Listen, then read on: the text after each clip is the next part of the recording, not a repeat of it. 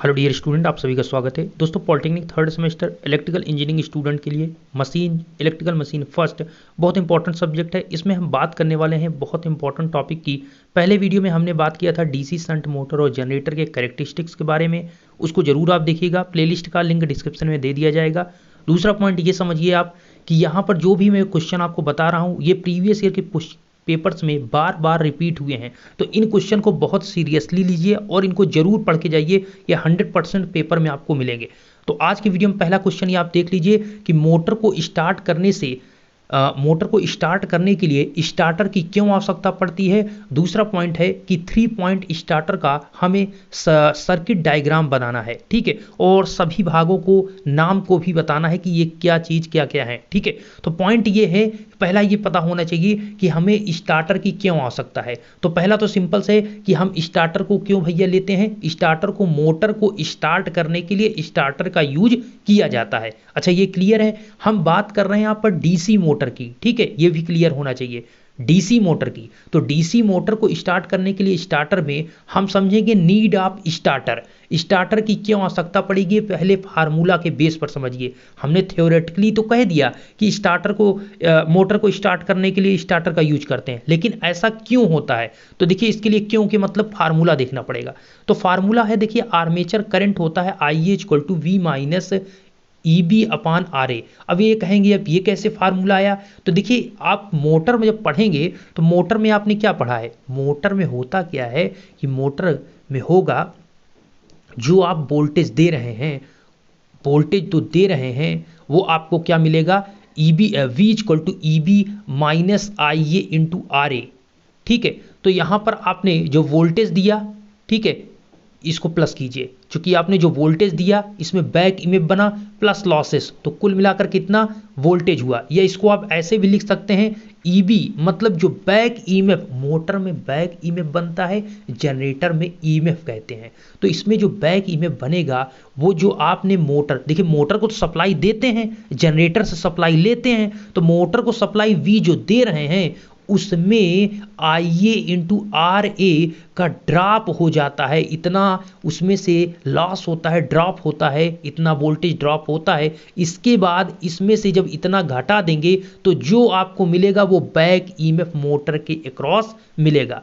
तो आपको क्लियर है कि EB = V minus IA RA ये मोटर के लिए फार्मूला होता है। अब मैं इसको डिराइव नहीं करने वाला हूं, इतना समझिए ये होता है। अब इसी फार्मूले को इस प्रकार से लिखा गया है, ठीक है। उसमें से आर्मेचर करंट को उठा लिया गया है, मतलब V माइनस EB, मतलब आप ये कह सकते हैं EB = जैसे मैंने लिखा V माइनस IA × RA। इसमें से हमको IA निकालना है, तो IA = निकालना है, तो IA इधर कीजिए और V माइनस EB अपान RA नीचे आ जाएगा, RA थोड़ा करके आप देखिए यही आएगा। तो आर्मेचर करंट आपकी ये फार्मूला बनता है मोटर के केस में, आर्मेचर करंट। अच्छा, आर्मेचर करंट इतने एम्पियर फ्लो हो रही है, और एक दूसरा फार्मूला इसी में हम पुट करेंगे। एक फार्मूला आपका यहाँ पर आप ध्यान से देख लीजिए, एक फार्मूला होता है बैक ईएमएफ। तो बैक ईएमएफ जो होता है EB वो आपका K phi × N होता है। और ये कैसे होता है इसको भी हमको पता है कि N = हमने बताया था, N = मतलब मोटर की स्पीड जो RPM में है, rotation per minute, N = EB अपान K phi। इस प्रकार से हमने आपको दर्शाया था। नहीं क्लियर दिख रहा हो तो यहाँ पर आप देखिए, हमने आपको दिखाया था यहाँ पर EB नहीं, N = EB मतलब बैक ईएमएफ अपान K phi। तो इसको हम ऐसे भी तो लिख सकते हैं, इसी फार्मूले को, EB = इन दोनों K phi को इधर मल्टीप्लाई कर दीजिए, EB = N K phi, ऐसे भी लिख सकते हैं। तो वही चीज़ यहाँ पर लिखा हुआ है। तो इसमें ये जो ऊपर वाला आपका फार्मूला ये वाला है, इसमें इसको पुट कर दीजिए। पहले ये समझिए हम कर क्या रहे हैं, हमें पूछेगा जब स्टार्टर, तो स्टार्टर के बाद अब ये फार्मूला है, इसमें से EB की वैल्यू अगर यहाँ पर आप पुट कर देंगे तो ये आपको मिल जाएगा IA = V, EB की जगह पर जब पुट करेंगे K phi N, तो यहाँ पर हो जाएगा K phi N और अपान RA, ठीक है। तो ये फार्मूला बना IA = ये। इसमें हम कैसे लगाएंगे, तो देखिए अगर हम यहाँ पर बात करें तो दो कंडीशन बनेगी, स्थिति फर्स्ट, स्थिति 2, मतलब कंडीशन नंबर 1, कंडीशन नंबर 2। एक मोटर को जब हम स्टार्ट करने जाते हैं तो उसमें दो केस बन सकते हैं। पहला पहला केस ये होगा कंडीशन कि अगर हम मोटर को स्विच को ऑन करने जाते हैं उसके ठीक पहले, ध्यान समझिएगा, जैसे मोटर को स्टार्ट करने जा रहे हैं आप स्विच को, अगर हम हरे वाले बटन को क्लिक कर रहे हैं, जैसे ही उसको प्रेस करने जा रहे हैं उससे ठीक पहले हमें पता है कि मोटर की स्पीड क्या है, 0। मतलब अभी मोटर आपकी बिल्कुल रुकी हुई है। जब हम दाबने जा रहे हैं, प्रेस करने जा रहे हैं बटन, उससे पहले मोटर तो रुकी हुई है, तो स्पीड उसकी क्या है, 0। तो उस केस में समझिए कि जब स्पीड आपकी 0 है, एन की वैल्यू क्या होगी, एन की वैल्यू 0, अर्थात मोटर के प्रवर्तन स्विच ऑन के ठीक बाद, समझिएगा ठीक बाद, अच्छा हमने उल्टा बोल दिया है, मतलब कहने का मतलब ठीक बाद, मतलब जैसे ही आप प्रेस करते हैं तो तुरंत तो मोटर रोटेट कर नहीं जाएगा, ठीक मतलब बहुत मिली सेकंड ही आप समझ सकते हैं, ठीक है, उतने सेकंड में ठीक बाद जो स्पीड होगी वो आपकी 0 होगी, उसकी स्पीड क्या होगी, 0 होगी मोटर की। तो उतने समय में अगर उसकी स्पीड 0 है तो उस होगा क्या, तो जब आपकी स्पीड 0 होगी तो आप फार्मूले पे ध्यान से देखिए कि अगर ये 0 है n, तो ये पूरा इसको 0 कर देगा, ठीक है, चूंकि n का 0 होगा तो पूरा मल्टीप्लाई 0, तो आपका आएगा क्या, आपको मिलेगा, इसलिए आर्मेचर करंट आएगा IA=V/RA, IA=V/RA, चूंकि ये 0 हो गया तो V/RA बचेगा, है ना। तो इस प्रकार से अगर 240 वोल्ट की सप्लाई दे रहे हैं आप, तो 240 वोल्ट और आर्मेचर का हम मानते हैं रेजिस्टेंस 1, तो आपका चूंकि बहुत कम होता है उसका रेजिस्टेंस, तो आर्मेचर रेजिस्टेंस 1, तो जो करंट फ्लो होगी वो 240 एम्पियर की आर्मेचर करंट होगी, अर्थात मैक्सिमम होगी। स्टार्टिंग के समय 240 एम्पियर की करंट फ्लो होगी, किसमें, आर्मेचर वाइंडिंग में, और आर्मेचर की वाइंडिंग जल सकती है, वही को लेकर इन्होंने कहा कि ऐसा होगा तो उक्त धारा मोटर की निर्धारित धारा से, मतलब जो आपकी करंट उसमें वाइंडिंग में फ्लो होनी चाहिए उससे बहुत ज़्यादा करंट उसमें फ्लो होगी, जो आर्मेचर की वाइंडिंग को जलाकर नष्ट कर देगी। इसलिए आर्मेचर की सुरक्षा के हेतु स्टार्टर नितांत आवश्यक है, अर्थात इसमें स्टार्टर की क्या आवश्यकता होगी, चूंकि यहाँ पर जो आपका करंट है वो स्टार्टिंग फेज में, स्टार्टिंग कंडीशन में बहुत ज़्यादा आर्मेचर में करंट फ्लो होगी, आर्मेचर वाइंडिंग में, जिससे आर्मेचर की वाइंडिंग इतनी करंट नहीं झेल पाएगी और जल जाएगी। तो इसी को बचाने के लिए हम स्टार्टर का यूज करते हैं, लेकिन कैसे बचाते हैं इसके लिए हम करेंगे, समझिएगा पहले। इसी के साथ पहले सेकंड केस समझ लीजिए। दूसरा कंडीशन ये होगा कि मोटर के आरंभन के बाद, अब मोटर आपकी जब चली, मोटर के आरंभन के बाद जब आपकी n=0 है, स्पीड 0 है, अर्थात जब मोटर निर्धारित गति रेटेड स्पीड पर हो, तब EB जो होगा बैक ईएमएफ 230 वोल्ट के लगभग होगी। अब समझिए, जब आपकी मोटर, अब आपकी मोटर क्या हुआ, आरंभन के बाद मतलब मोटर अब आपकी चलने लगी, जब मोटर आपकी अब चलने लगी तो उसमें होगा क्या, मोटर जब चलने लगी तो होगा क्या, अब मोटर के चलने पर आपको पता है मोटर में बनता है बैक ईएमएफ, तो हम मानते हैं कि जो बैक ईएमएफ बनेगा बहुत ज़्यादा, उसमें लॉसेस IA×RA का नहीं होता है, तो बैक ईएमएफ आपका अगर 230 वोल्ट जो आपका कह सकते हैं सप्लाई अगर 240 वोल्ट की दे रहे हैं, तो हम मानते हैं कि आपका जो बैक ईएमएफ बना वो 230 बना, V की वैल्यू 240 हमने अप्लाई किया, बैक ईएमएफ मोटर में बना 230, तो आर्मेचर करंट IA=V-EB/RA, तो V 240 - 230/RA की वैल्यू 1 और आ गया 10 एम्पियर। ये क्या है, न्यूनतम। ये कब होगा, ये तब होगा जब मोटर आपकी चलने लगी है, तब बनेगा बैक ईएमएफ, ठीक है। तो इसमें वही चीज कहा गया कि स्पष्ट है कि EB सेकंड केस से EB के कारण, बैक ईएमएफ के कारण आर्मेचर करंट का मान कम हो जाता है, इसलिए बैक ईएमएफ बनने से पूर्व आर्मेचर परिपथ की सीरीज में अस्थायी प्रतिरोध, मतलब टेम्परेरी रेजिस्टेंस की उपस्थिति आवश्यक है, जिसे स्टार्टर रेजिस्टेंस कहते हैं। अगर मैं एक लाइन में आपको बताऊं, देखिए सिंपल सी ये बात है कि स्टार्टर हम इसलिए यूज करते हैं कि अगर हम यहाँ पर जो हमारा करंट उसमें आर्मेचर वाइंडिंग में फ्लो होता है, उस करंट को लिमिट करने के लिए, उस करंट जो हाई करंट है उसको हम लिमिट करके, कम करके स्टार्टिंग फेज में रखते हैं, ठीक है, क्योंकि हमें कम करंट की आवश्यकता होती है, वाइंडिंग हमारी जले ना। तो इसके लिए हम करते क्या हैं कि जो ये IA×V/RA फार्मूला है, इसी में रेजिस्टेंस हम एक्स्ट्रा रेजिस्टेंस लगा देते हैं, ठीक है, एक्स्ट्रा रेजिस्टेंस R हम कहते हैं, लगा देते हैं। कैसे, किसके माध्यम से, स्टार्टर के माध्यम से। तो वही स्टार्टर क्या करता है, टेम्परेरी रेजिस्टेंस कुछ देर के लिए स्टार्टिंग फेज में, जब तक मोटर आपकी स्टार्ट होती रहती है, शुरू होती रहती है, स्पीड बढ़ाती रहती है, तब तब तब तो वो आपका रजिस्टेंस स्टार्टर के द्वारा लगाया जाता है, और जैसे स्पीड वो अपने स्पीड पर चलने लगती है तो तुरंत आपका स्टार्टर रजिस्टेंस को हटा लेता है। ठीक है, तो ये फेज बहुत इंपॉर्टेंट होता है। और जब रजिस्टेंस आप बिल्कुल सिंपल समझ सकते हैं कि अगर V बाई आर ए, अगर यहाँ पर आर ए है और ये आर हम इस प्रकार से अदर से जो लगा रहे हैं स्टार्टर के माध्यम से, तो ये ओवरऑल इसकी वैल्यू बढ़ जाएगी। ठीक है, और इन्वर्सली प्रोपोर्शनल है तो आर्मेचर करंट घट जाएगी, और वही तो हम चाहते हैं कि स्टार्टिंग में करंट कम से कम हो, जिससे हमारे आर्मेचर वाइंडिंग बच सके, जले ना। ठीक है, तो इसीलिए यहाँ पर आपको बताया गया कि हमें स्टार्टर की आवश्यकता पड़ी। अब स्टार्टर कितने प्रकार के होते हैं ये आप यहाँ पर देखिए, क्लासिफिकेशन ऑफ मोटर स्टार्टर। तो मोटर की स्टार्टर की बात करें तो यहाँ पर हम डीसी की बात कर रहे हैं, तो एक होता है डीसी मोटर स्टार्टर, दूसरा होता है एसी मोटर स्टार्टर। चूंकि आपके चैप्टर में आपका टॉपिक है डीसी, इसलिए हम डीसी मोटर स्टार्टर की बात करेंगे। तो DC motor starter used for DC motor, इसमें आपके 3 बनने वाले हैं। पहला है 2 पॉइंट स्टार्टर, दूसरा है 3 पॉइंट और 4 point. 2 point, 3 point, 4 point starter बनते हैं डीसी मोटर स्टार्टर में। और ये ध्यान दीजिए किसके लिए कौन यूज होता है, ये अगर आप याद रख लेंगे तो बहुत बेटर होगा। देखिए 2, 3, 4 ऐसे तो आप याद ही रख सकते हैं, ये 2, ये 3, ये 4।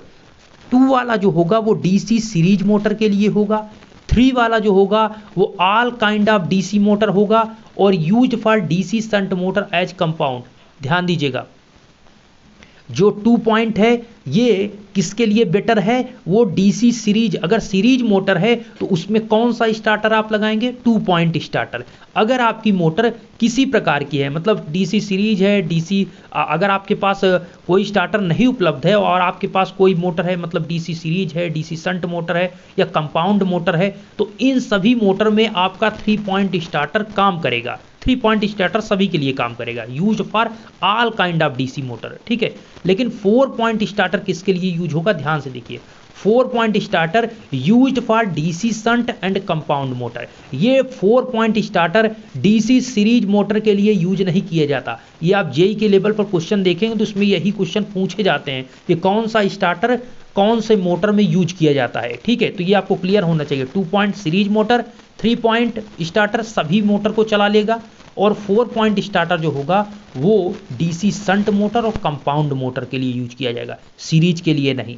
ठीक है, अच्छा यहाँ से कहानी आप ये समझिए कि अब यहाँ पर आपको जो बताया गया है मोटर का स्टार्टर क्या है, वही चीज कहा गया, वह वैद्युत युक्ति, वह इलेक्ट्रिक डिवाइस जिसके द्वारा सप्लाई वोल्टेज को नियंत्रित करके मोटर को सफलतापूर्वक स्टार्ट किया जाता है और मोटर स्टार्टर कहलाता है। तो यहाँ पर पॉइंट यह है, स्टार्टर का नाम ही है स्टार्टर।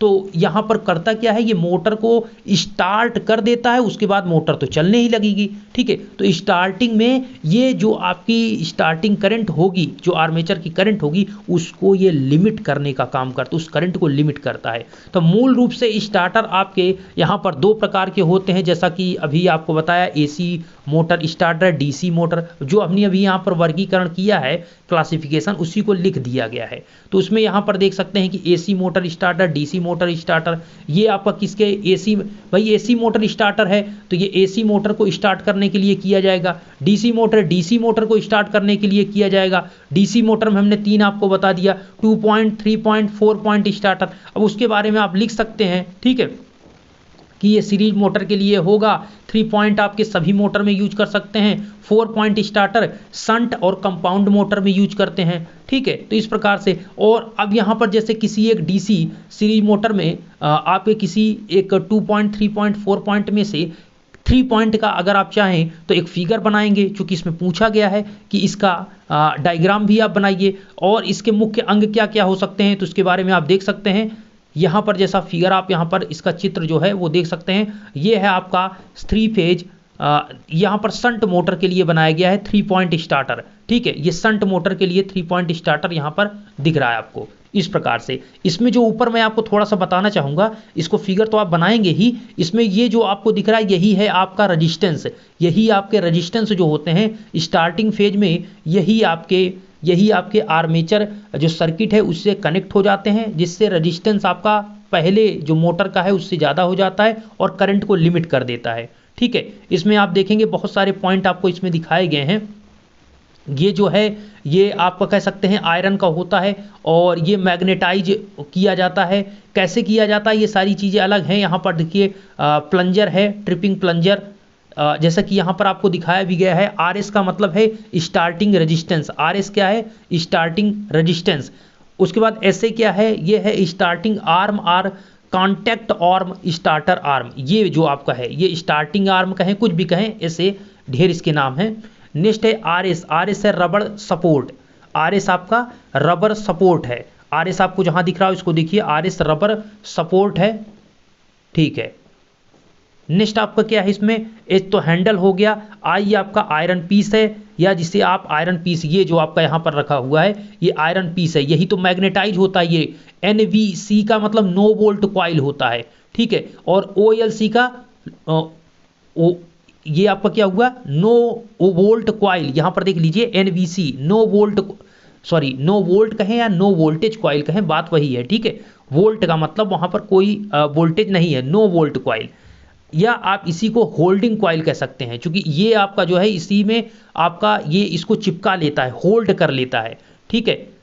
अच्छा, नेक्स्ट आपका OLC है, मतलब ओवरलोड क्वाइल या ओवर करंट रिले, ठीक है। ओवरलोड क्वाइल, यहां पर OLC लगा हुआ है। जब ओवरलोड होगा तो ये क्या करेगा? ट्रिपिंग क्वाइल को ये मैग्नेटाइज करता है, ठीक है। और ये ट्रिपिंग क्वाइल क्या होता है? ऊपर की तरफ ये जाता है तो यहां से सट जाता है, ठीक है। सटने का मतलब यहां पर पॉइंट ये है कि ये दोनों, ये कॉन्टेक्ट दोनों इससे जुड़ जाएंगे, और कॉन्टेक्ट जुड़ जाएंगे तो इसमें सप्लाई आगे चली जाएगी, और सप्लाई चली जाएगी तो इसमें आगे जो आपका होना है, स्टार्टर को वर्क करना है, वैसे ये काम करेगा। इसमें और सारी चीज़ें हैं, देखिए ट्रिपिंग प्लंजर है। अब इसके वर्किंग की मैं बात नहीं करूंगा, इस क्वेश्चन में इतना ही पूछा गया है, ठीक है। ये क्वेश्चन इंपॉर्टेंट है, अगर आप पढ़ लेंगे तो अच्छी बात है। Tripping plunger, lying point, shunt field point, armature point, magnetic field, ये सारी चीज़ें यहाँ पर दर्शाई गई हैं। और यहाँ पर ये मोटर आपका लगा हुआ है, ये मोटर है, ठीक है। ये रेजिस्टेंस है, ये आपकी फील्ड वाइंडिंग है, ठीक है। इस प्रकार से ये जो पार्ट आपको ऊपर, ये वाला पूरा ऊपर दिख रहा है, ये डॉट डॉट के अंदर,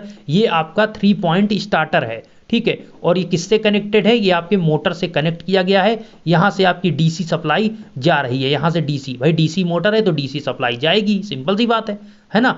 और डीसी सप्लाई जा रही है, इस प्रकार से यहां पर इसको कनेक्ट किया गया, इसको आप जरूर देखिएगा।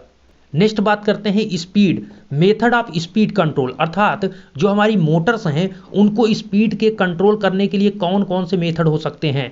तो पहला इसमें है मैग्नेटिक फील्ड। ये एक नेक्स्ट क्वेश्चन है, ध्यान दीजिएगा, नया क्वेश्चन है, ठीक है।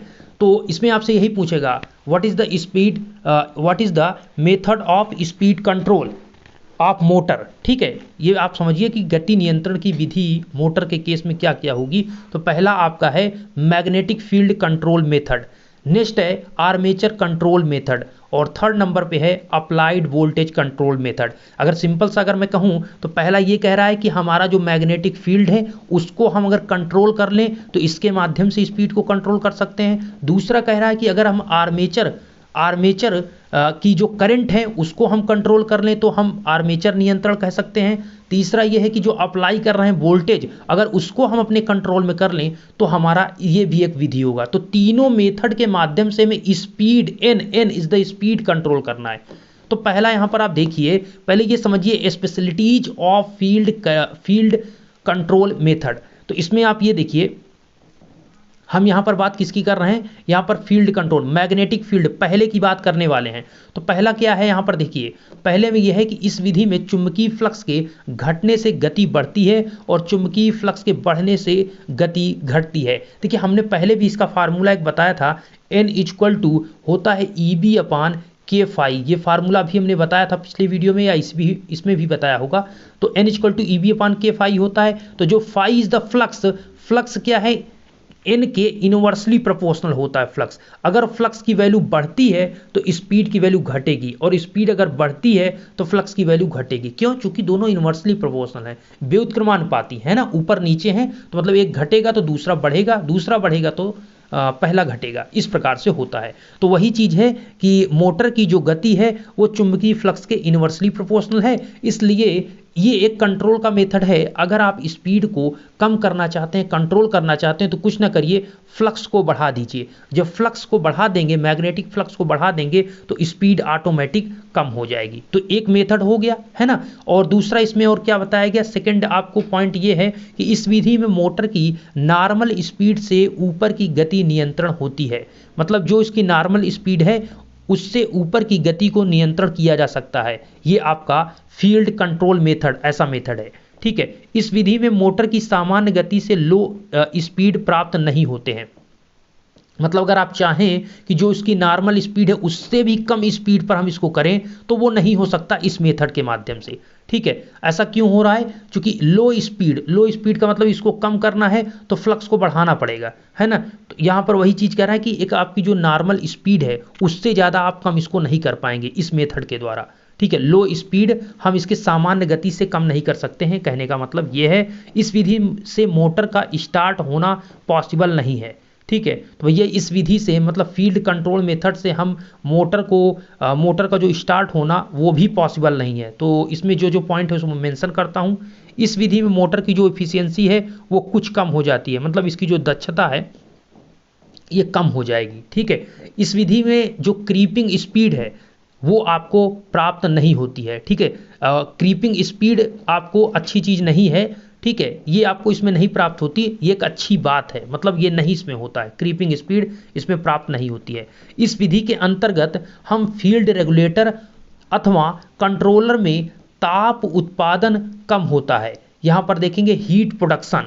तो इस विधि के अंतर्गत क्या होता है, फील्ड रेगुलेटर या कंट्रोलर में, जो इसको कंट्रोल करने वाला कंट्रोलर है, उसमें आपको हीट का प्रोडक्शन कम मिलेगा। ठीक है, मतलब बेटर है एक प्रकार से, लेकिन इफिशियंसी ध्यान रहे कि इस मोटर की इफिशियंसी जो दक्षता है कुछ इससे कम हो जाती इस मेथड से। नेक्स्ट मेथड जैसे आपका क्या है, स्पेशली जब आर्मेचर कंट्रोल मेथड, ऊपर था आपका फील्ड कंट्रोल मेथड, ये वाला जो था ये फील्ड कंट्रोल मेथड था।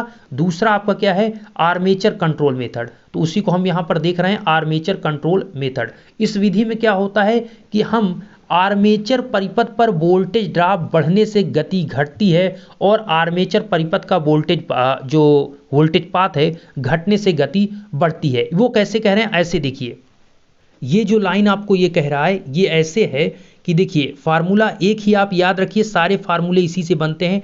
n इक्वल टू, मैं जो आपको बता रहा हूँ, n इक्वल टू होता है EB/K∅, इसी को याद रखिए। स्पीड कंट्रोल में सबसे बेस्ट फार्मूला यही है, क्योंकि हमें स्पीड का EB से, बैक EMF से, या IA/RA से ड्रॉप या फ्लक्स से, इन्हीं सबसे रिलेशन को दिखाना है। तो इसमें क्या है कि ये है आर्मेचर कंट्रोल। तो आर्मेचर कंट्रोल में होता क्या कि जो आर्मेचर है उसमें जो करंट फ्लो हो रही है और आर्मेचर का जो रेजिस्टेंस है IA/RA ड्रॉप, इस पर डिपेंड करेगा। तो उसके लिए हमने क्या कहा कि ये फार्मूला जो है n इक्वल टू EB/K∅, इसमें थोड़ा सा आप चेंजिंग कीजिए। EB जो है उसकी जगह पर आप लिख सकते हैं V-IA/RA/K∅। देखिए K∅ जिससे मतलब है उसी को आपको ध्यान में रखना है और को इग्नोर करना है। तो N और V-IA/RA, हम क्या कह रहे हैं कि जब आर्मेचर में करंट फ्लो होगी उसमें जो रेजिस्टेंस है उसके कारण IA/RA ड्रॉप होगा। अब यहाँ पर ये यही चीज़ कह रहे हैं कि अगर वोल्टेज ड्रॉप बढ़ता है तो गति घटती है। तो आप सिंपल आप भी देख सकते हैं कि अगर IA/RA बढ़ेगा तो ओवरऑल आप यहां पर देखिए, ओवरऑल V-IA/RA जो है, अगर IA/RA का ड्रॉप बढ़ता है तो V से इसको घटाएंगे तो ओवरऑल क्या होगा, ये घटेगा, ये घटेगा। और N क्या है, डायरेक्टली प्रोपोर्शनल है, तो अब क्या होगा, स्पीड भी घट जाएगा। तो कहने का मतलब जो वोल्टेज ड्रॉप है आर्मेचर में जब वो बढ़ता है, आइए फार्मूला बस ध्यान में रखिए, IA/RA जब बढ़ेगा तो इससे मतलब इस वोल्टेज से ये अब ये बढ़ रहा है, तो जितना आप बढ़ाएंगे उतना इससे घटेगा। भाई साहब इसमें से उससे घटाते जाएंगे, और अगर ज़्यादा आप इससे बढ़ाते जा रहे हैं तो ज़्यादा इससे घटाना पड़ेगा। तो अब ये ओवरऑल क्या होगा, ये पूरी वैल्यू लगातार घटती जाएगी, और ये घटेगी तो ये डायरेक्टली प्रोपोर्शनल है स्पीड के, तो स्पीड भी घटती जाएगी। ठीक है, इसी प्रकार से यहाँ पर आपको बताया गया है। और अगर यहीं पर जो आपका IA/RA वोल्टेज ड्रॉप है ये आपका घटता जाता है, वोल्टेज ड्रॉप अगर घट रहा है, कम हो रहा है, तो सिंपल सी बात है अगर ये कम हो रहा है तो जो वोल्टेज है आपका, ये ओवरऑल इसकी वैल्यू बढ़ रही है। इसकी वैल्यू ओवरऑल तो बढ़ रही है ना, चूंकि पहले की तुलना में अब बढ़ेगी तो स्पीड भी आपकी बढ़ जाएगी। तो दोनों आप यहाँ पर क्लियर समझ सकते हैं। मैंने आपको फार्मूला भैया यही याद रखिए, फार्मूला यही एक लाइन में है, n equal to E B upon E B is the back EMF upon K phi, और ई बी की जगह पर आप लिख सकते हैं V minus I A R A upon K phi. ठीक है, अब यहाँ पर सिंपल हमने बता दिया कि ये भैया अगर बढ़ेगा, वोल्टेज ड्रॉप बढ़ेगा तो ओवरऑल इसकी वैल्यू, पूरे वैल्यू इस V से घटने के बाद इसकी वैल्यू घटेगी। ठीक है, कम हो जाएगी। अगर ये कम हो जाएगी तो ये डायरेक्टली प्रोपोर्शनल है, दोनों n समानुपाती है तो स्पीड भी घट जाएगी। ठीक है, सेम ऐसे ही सारा चीज़ें हैं। तो इसमें हमने क्या किया, आर्मेचर को कंट्रोल करके किया। तो इसमें बताया गया कि इस विधि में मोटर की जो नॉर्मल स्पीड है उससे नीचे की गति को भी हम नियंत्रण में ले सकते हैं। ठीक है, जो उसकी नॉर्मल स्पीड है, अगर हम कोई नॉर्मल स्पीड, जो उसकी नॉर्मल स्पीड मोटर की है उससे नीचे भी हम उसकी स्पीड को कंट्रोल कर सकते हैं। इस विधि से मोटर की नॉर्मल स्पीड से ऊपर की गति नहीं प्राप्त कर सकते। अब देखिए दोनों बहुत थोड़ा सा यहाँ पर समझिए, ये आर्मेचर कंट्रोल में क्या है कि स्पीड जो नॉर्मल है उससे ऊपर आप नहीं कंट्रोल कर सकते, नीचे कंट्रोल कर सकते हैं, और ऊपर जो आपने अभी पढ़ा था इसमें उल्टा है जस्ट। ठीक है, इसको ध्यान से आप पढ़िए, मैं बता दिया आपको। नेक्स्ट इसमें यह है कि इस विधि से मोटर का आरंभ होना संभव है, अर्थात इसमें हम स्टार्टर के माध्यम से, यहाँ पर देखिए आरंभ होना, प्रवर्त मतलब आरंभ होना, अच्छा यहाँ मोटर का आरंभ होना पॉसिबल है इस विधि में, मोटर आर्मेचर कंट्रोल में, और उसमें पॉसिबल नहीं है ऊपर वाले जो हमने बताया फील्ड कंट्रोल मेथड। इसमें नेक्स्ट ये है कि इसकी इफिशियंसी वेरी लेस हो जाती है, मतलब इसकी इफिशियंसी बहुत घट जाती है, दक्षता इस मोटर की इस विधि से। ठीक है, अगर इस विधि से हम भैया इसके कंट्रोलिंग मेथड करेंगे आर्मेचर कंट्रोल मेथड से, क्योंकि देख रहे हैं कि IARA लॉसेस होगा, तो भाई लॉस हो रहा है तो मतलब इफिशियंसी घटेगी, सिंपल सी बात है। इस विधि से धीमी गति या क्रीपिंग स्पीड प्राप्त होती है। ठीक है, ये जो इसकी स्पीड होगी वो आपको कम प्राप्त होगी, जो कि सही नहीं है ना। नेक्स्ट ये है कि इस विधि के अंतर्गत गति नियंत्रण में उत्पादित ऊष्मा के विसरण के लिए की गई व्यवस्था अधिक कॉस्टली होती है। तो यहाँ पर ये चीज़ भी सबसे इंपॉर्टेंट हो जाता है कि ये जो आपका आर्मेचर कंट्रोल मेथड है ये अदर की तुलना में कॉस्टली है, महंगा है, क्योंकि स्पीड कंट्रोल में जो उत्पादित ऊष्मा, हीट जो प्रोड्यूस होती है उसके विसरण के लिए हमें जो व्यवस्था करना पड़ता है कि हीट को कैसे डिसिपेट करें, बाहर विसरित करें, उसके लिए हमें जो व्यवस्था सिस्टम बनाना पड़ता है वो हमें महंगा पड़ जाता है, क्योंकि इसमें हीट ज़्यादा बनता है आपके ऊपर वाले रूल के मुताबिक, इस अर्थात इस फील्ड कंट्रोल मेथड की तुलना में। ठीक है, आपके आर्मेचर कंट्रोल मेथड में ज़्यादा हीट बनता है। नेक्स्ट है आपका, जैसे ही देख सकते हैं, प्रदायी वोल्टेज नियंत्रण, मतलब specialities of supply voltage control, अर्थात जो हम V वोल्ट की सप्लाई मोटर को दे रहे हैं, अगर इस मोटर के सप्लाई वोल्टेज को ही हम कंट्रोल कर लें तब इसके माध्यम से कैसे स्पीड कम ज़्यादा होगी ये देखना है। तो सिंपल सी बात है भाई साहब, n इक्वल टू, हमने बका ना वही फार्मूला याद रखिए, n equal to E B upon K phi. E B की वैल्यू क्या रख सकते हैं मोटर के केस में, ई बी इक्वल टू होता है V minus I A into R A upon K phi.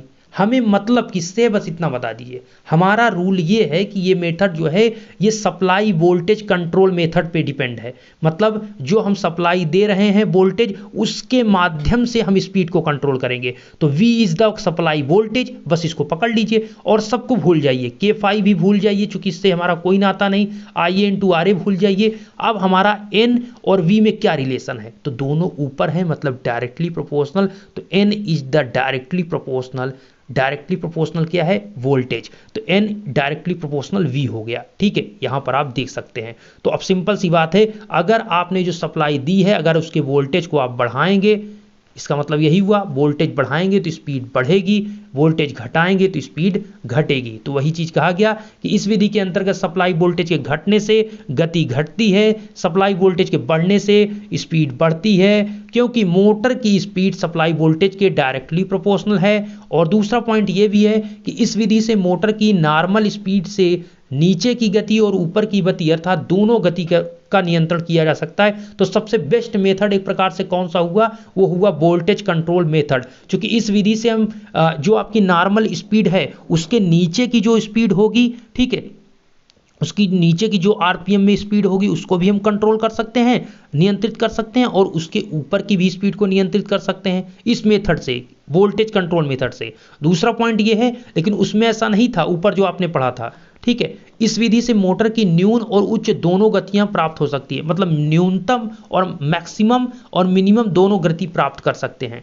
इस विधि में मोटर का जो स्टार्ट होना वो पॉसिबल है, ठीक है। इस विधि में मोटर की जो इफिशियंसी है वेरी लेस हो जाती है, लेकिन सबसे बड़ा डिसएडवांटेज ये है कि इस मेथड में, सप्लाई वोल्टेज कंट्रोल मेथड में भैया, जो आपकी इफिशियंसी है जो कि बहुत इंपॉर्टेंट है, अगर इफिशियंसी ही घट जा रही मतलब लॉसेस बहुत ज़्यादा हो रहा है, तो सिंपल सी बात है कि इसकी इफिशियंसी बहुत ज़्यादा कम हो जाती है। इस विधि से धीमी गति या फिर क्रीपिंग स्पीड प्राप्त होती है, ठीक है। तो क्रीपिंग स्पीड इसमें भी प्राप्त आपको देखने को मिलती है। तो हमने जो आपको अभी बताया ये आपका है मेथड ऑफ स्पीड कंट्रोल। इन तीनों को आप बार बार देख लीजिए, अगर इसके फिगर आप बनाना चाहेंगे तो आप बुक से देख लीजिए, इसको बना सकते हैं, या फिर इतनी भी कहानी अगर आप लिख देते हैं जो कि पॉइंट वाइज इसमें जैसा दिया गया है तो आपका काम बन जाएगा और अच्छे नंबर मिलेंगे, चूंकि मैंने इसको पॉइंट वाइज समझाया है, ठीक है। नेक्स्ट क्वेश्चन जो कि बहुत इंपॉर्टेंट है, जैसा देख सकते हैं कि एक डीसी जनरेटर है, तो डीसी जनरेटर का सिद्धांत आपको बताना है, प्रिंसिपल उसका आपको बताना है। इसमें जो आपका ईएमएफ बनता है, ठीक है, आपका ये ईएमएफ विद्युत वाहक बल जो बनता है उसके जो फार्मूला इक्वेशन क्रिएट होता है उसकी व्युत्पत्ति करना है, पूरा आपको उसका आप कह सकते हैं पूरा आपको डेरिवेशन करना पड़ेगा, आपको दर्शाना पड़ेगा, इसके बारे में डिस्क्राइब करना पड़ेगा। तो देखिए पहले ये समझिए कि देखिए जनरेटर है, मोटर है, हमें पता है कि जो डीसी जनरेटर है वो हमें सप्लाई हम डीसी जनरेटर को देते हैं, और हमने उल्टा बोल दिया, डीसी मोटर को हम सप्लाई देते हैं और डीसी जनरेटर से हम सप्लाई लेते हैं। जनरेटर का काम है सप्लाई को देना, मोटर का काम है सप्लाई को लेना। अर्थात यहां पर कहा गया, अगर डीसी जनरेटर की बात चल रही है तो यदि किसी विद्युत चालक को एक समान चुंबकीय क्षेत्र में किसी कोणीय चाल से घुमाते हैं या किसी स्थिर विद्युत चालक को किसी घूर्णी चुंबकीय क्षेत्र में रखते हैं तो चालक में एक विद्युत वाहक बल उत्पन्न होता है। यही डीसी जनरेटर के प्रचालन का सिद्धांत है। सिंपल सा कहने का मतलब ये है भाई साहब कि जो आपका ये, अगर आपका ये चारों तरफ यहाँ पर वाइंडिंग है, मैं कहता हूँ अगर इसमें आपकी मैग्नेटिक फील्ड बनी है, समझिएगा बात को, ये आपका है इस प्रकार से मैं बना लेता हूँ, यहाँ पर ये मैग्नेटिक फील्ड बनी है, इसमें कोई कंडक्टर है, अगर ये मैग्नेटिक फील्ड में ये कंडक्टर अगर रोटेट कर रहा है तब भी ये क्या कर रहा है, मैग्नेटिक फील्ड को कट कर रहा है, तो इसमें एक ईएमएफ जनरेट होगा, या फिर ये कंडक्टर स्थिर रहे और ये मैग्नेटिक फील्ड रोटेट होती रहे, बार बार इसको कट करती रहे, तब भी इसमें क्या होगा, आपका ईएमएफ जनरेट हो जाएगा। तो यहाँ पर बिल्कुल सिंपल सी बात है कि वही चीज़ यहाँ पर है कि किसी स्थिर विद्युत चालक को किसी रोटेटिंग मैग्नेटिक फील्ड में रख दिया जाए तो चालक में एक ईएमएफ मैग्नेटिक फील्ड आपका, अर्थात जो आप विद्युत वाहक बल देख रहे हैं वो आपको उत्पन्न होता मिल जाता है, और यही डीसी जनरेटर का प्रिंसिपल है, वर्किंग प्रिंसिपल यही है। अर्थात हम यहाँ पर सबसे इंपॉर्टेंट यही होता है कि derivation of electromotive force equation of DC generator. एक डीसी जनरेटर का हमारा जो इलेक्ट्रोमोटिव फोर्स ईएमएफ इक्वेशन होता है उसका जनरेशन आप बताइए। अर्थात हम चलते हैं पहले, इसमें क्या है, फाई इज द फ्लक्स, इसमें कोई बड़ी बात नहीं है, फ्लक्स पर मैग्नेटिक पोल इन वेबर यूनिट, अर्थात इसका यूनिट वेबर होता है, फ्लक्स का आपको पता है, तो हमें ऐसे भी लिख देना है, phi is the flux, P is the number of pole या total number of pole on stator. ध्यान दीजिएगा स्टेटर पर total number of pole P, N आपका क्या है, armature speed in rotation per minute. तो यहां पर मैं क्लियर जल्दी जल्दी आपको बता देता हूं, phi is the flux, P is the pole on stator, N आपका क्या है, ये आपके स्पीड है, आर्मेचर की स्पीड, Z आपका है आर्मेचर के खांचों में चालकों की कुल संख्या, या Z इक्वल टू SC आप कर सकते हैं।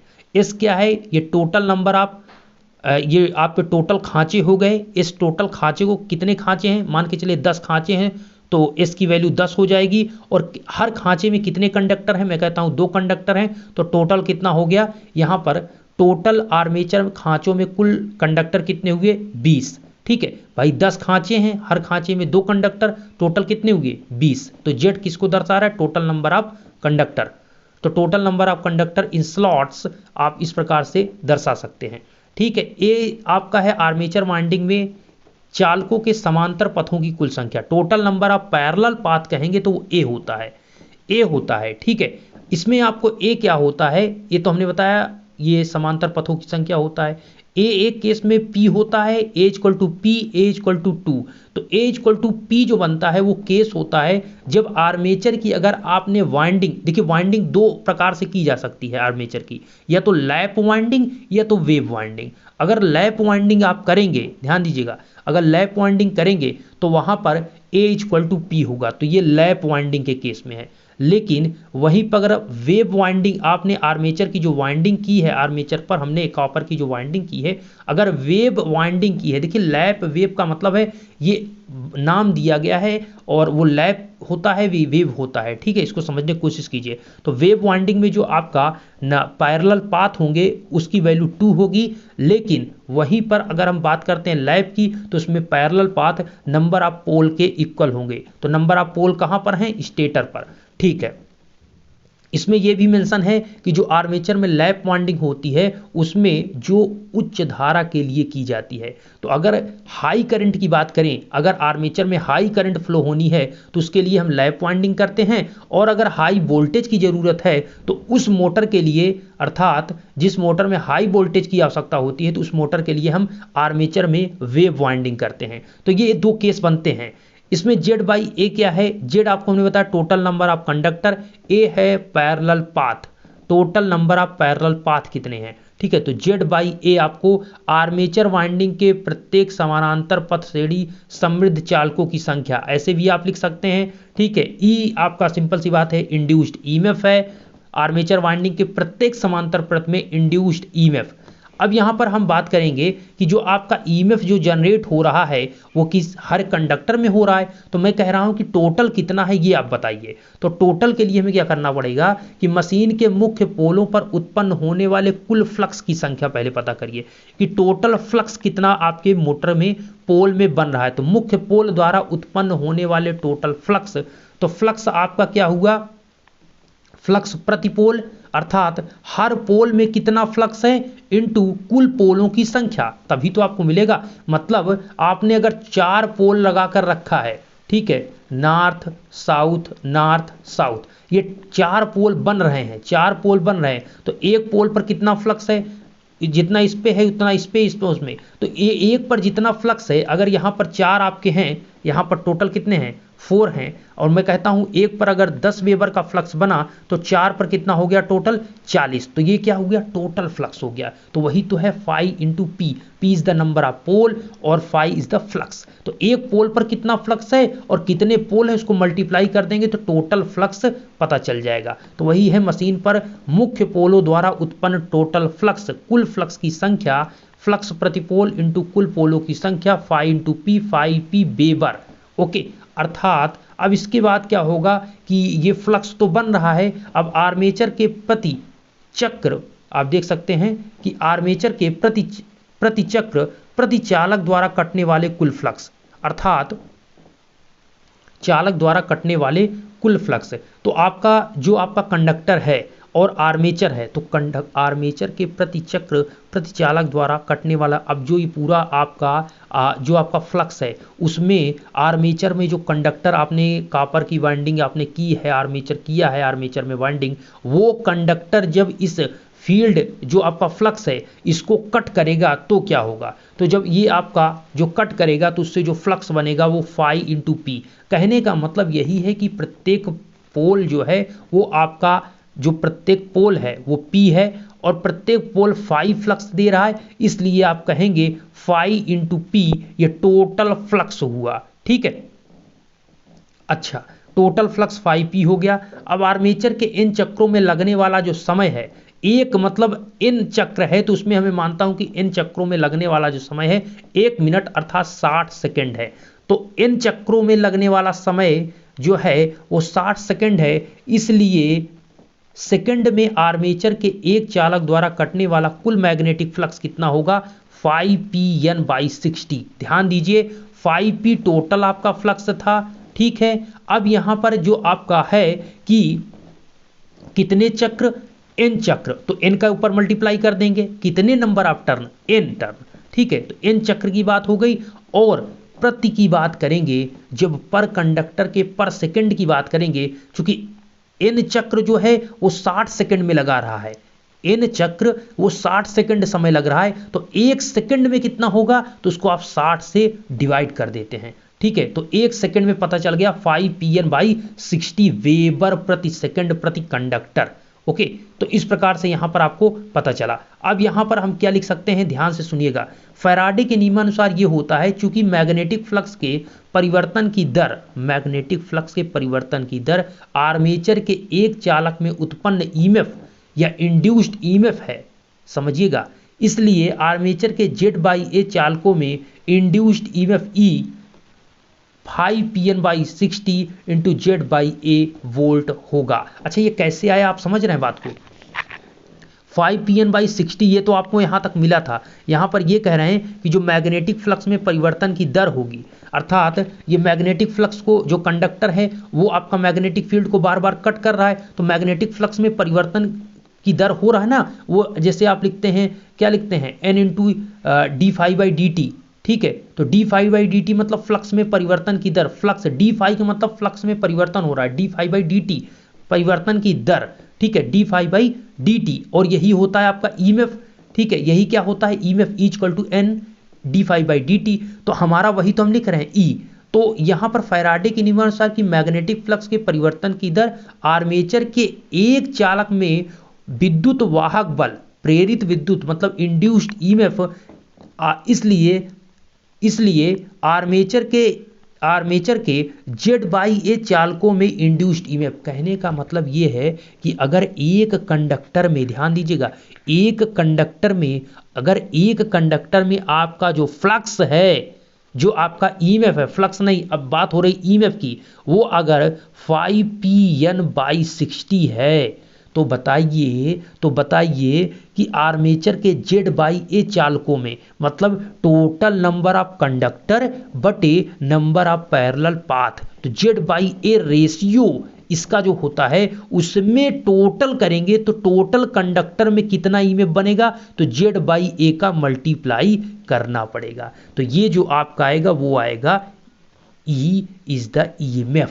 तो E इक्वल टू आप लिख सकते हैं Z∅NP/60A। इसी फार्मूले को हम ऐसे भी लिख सकते हैं, कुछ भी लिख सकते हैं, हम तो ऐसे भी लिख देते हैं N∅, जैसे आपको याद रहे N∅ ZP/60A, ये आपका बन गया इंड्यूस्ड EMF।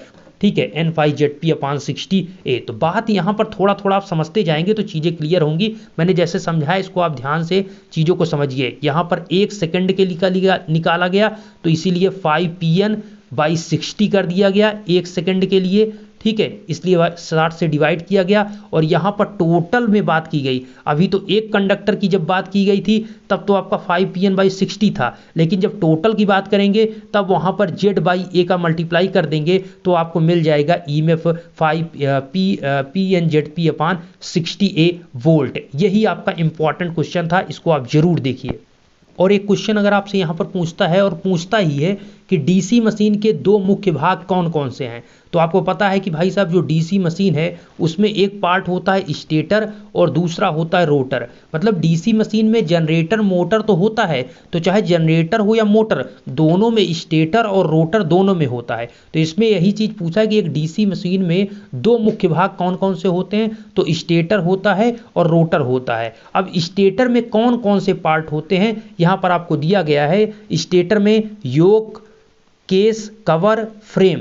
दूसरा इसमें क्या है, इलेक्ट्रोमैग्नेटिक पोल होते हैं स्टेटर पर। ध्यान दीजिए, स्टेटर पर मैग्नेटिक पोल कोर होता है जिस पर आपका ये कह सकते हैं वाइंडिंग होती है।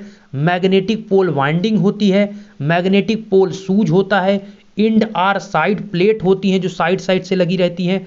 टर्मिनल बॉक्स होता है। ये सारी चीज़ें स्टेटर पर होती हैं। और ब्रूस लगा होता है, ब्रूस गियर, बेस फीट होता है, लिफ्टिंग डिवाइस होता है, लिफ्टिंग उसको मोटर को उठाने के लिए। ठीक है, तो यहाँ पर क्या है कि ये सभी पार्ट्स किसके हैं, स्टेटर। और रोटर पर, अंदर रोटर में क्या क्या होता है, तो रोटर में होता है आर्मेचर जिस पर वाइंडिंग होती है। आर्मेचर में ही आर्मेचर का कोर होता है, आर्मेचर टीथ होता है, आर्मेचर स्लॉट्स होते हैं। मतलब ये सारी चीज़ें, रोटर का मतलब आर्मेचर ही होता है क्योंकि वही तो रोटेट करता है। तो आर्मेचर, आर्मेचर का कोर, आर्मेचर में टीथ कितने हैं, आर्मेचर का टीथ दांत, आर्मेचर में स्लॉट्स कितने हैं, खांचे, आर्मेचर स्लॉट्स, आर्मेचर में वाइंडिंग, कम्यूटेटर, बियरिंग, शाफ्ट, की, फैन या रेडिएटर। तो ये सारी चीजें जो है ये रोटर के अंतर्गत आती हैं और ये स्टेटर के अंतर्गत आती हैं। ठीक है, तो ये भी आपके लिए इंपॉर्टेंट है, इसके बारे में भी आप लिखिए। और इन सभी के बारे में थोड़ा थोड़ा आप जब लिखेंगे, अगर 5 नंबर का क्वेश्चन दे दिया गया आपको इसके बारे में, तो आपको अच्छा से इसको लिखना पड़ेगा। और ये तो अभी हमने बता दिया कि एक डीसी जनित्र जो आपका जनरेटर है उसमें ईएमएफ जो आपका कैसे फार्मूला डिफाइन होता है, ये चीज़ तो अभी हमने आपको जस्ट बता दिया है। ठीक है, ओके, तो मिलते हैं आपको नेक्स्ट वीडियो में। ये वीडियो कंप्लीटली आप उसको देखिएगा, लिंक डिस्क्रिप्शन में आपको प्लेलिस्ट का मिल जाएगा। ये सभी इंपॉर्टेंट क्वेश्चन है। Thank you so much.